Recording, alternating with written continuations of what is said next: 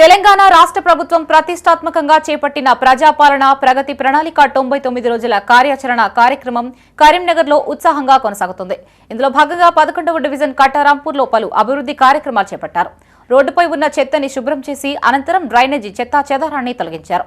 ఈ కార్యక్రమంలో ఆకుల నర్మదా నర్సన్నతో పాటు మున్సిపల్ అధికారులు, డివిజన్ నాయకులు, కాంగ్రెస్ నాయకులు, కార్యకర్తలు, ప్రజలు పాల్గొన్నారు.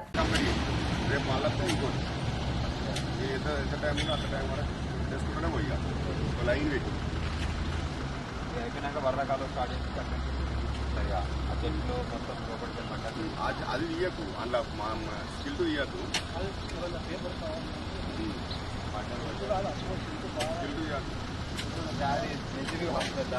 అందుకని నువ్వు దాన్ని ముట్టకు బాగుంటున్నాను ఇంకూ పెద్ద ముట్టకు వాడు వేడి పెట్టిద్దా ఎట్లా చేసి పడ్డది కదా ఇది ఆరాగా తీయించేందంటే మీకు రోడ్డు మీద ఏది ఉన్నా కానీ రోడ్ల మీద మొత్తం డివిజన్ అంతా కంప్లీట్ చేసుకోవాలి. 2 రోజులు 3 రోజులు ఇస్తారు ఎక్కువ ఇయ్యరు.